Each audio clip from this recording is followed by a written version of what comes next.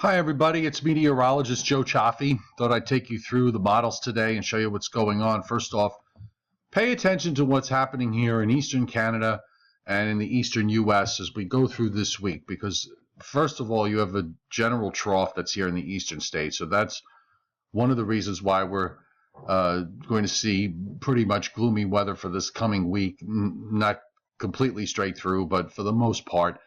And there's these kinks that you see here, these short waves, one here, another one here. So they just kind of keep rolling along. And what happens is that toward the end of the week, as we advertised yesterday, we have one major system that's aloft anyway, that's trying to move down into the mid-Atlantic states. And at the same time, you have this vortex that's dropping down into eastern Canada. Now, with respect to the threat for any nor'easter here, it's really going to hinge on this vortex. If it comes too far south, it's going to wind up squashing to some degree what's going on along the East Coast. And I think that's what the models have been pointing to the last several runs, especially with respect to the European, because that had a fairly dynamic solution with a major storm sitting off the Jersey coast on the end of this week. Now it's backed off on the strength, although it does have the system still there. And you can see that upper low on the GFS here kind of sits there until another vortex in eastern Canada kicks it along.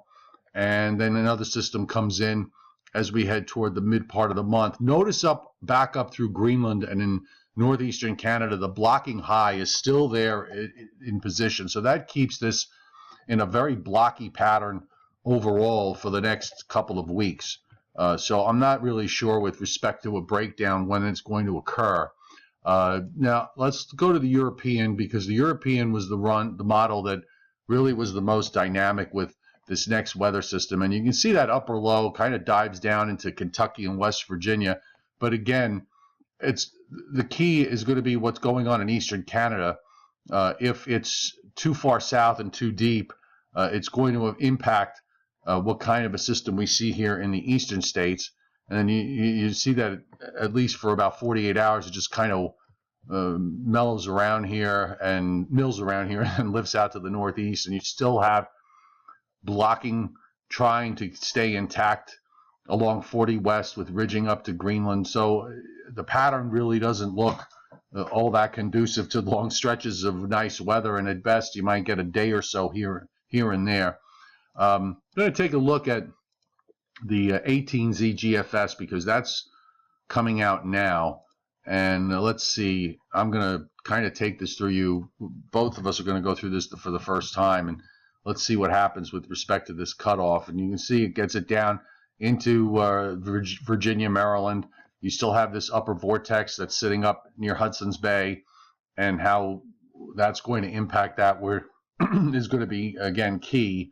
And we'll go to the surface. Let's get to a close-up view. And I'm seeing this for the first time as with you. I don't know how it may not be out far enough, but let's back up.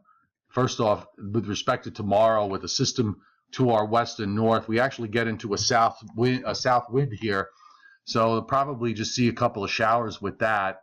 And then it's got another wave on Tuesday with some rain that comes on through here into early Wednesday. And then here comes the next system that drops down on Thursday.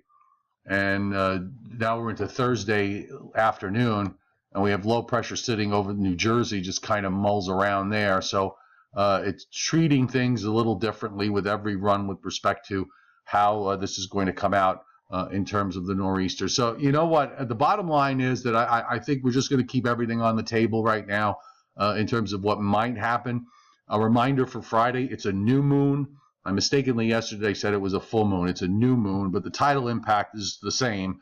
And if we do wind up with some kind of a low sitting offshore along about Friday, for Fridays for the new moon, I'm sorry, Friday is the new moon, then there will be some coastal flooding issues that will need to be addressed. Now, if this low winds up being this far north, it may not be a big problem, but we're not really out far enough here. We're only out to Friday morning. We've got a low sitting in northern Delaware, so we'll see how this plays out as we go through the next several days. So again, just to sum up, It looks like a very gloomy week. A lot of weather systems running around.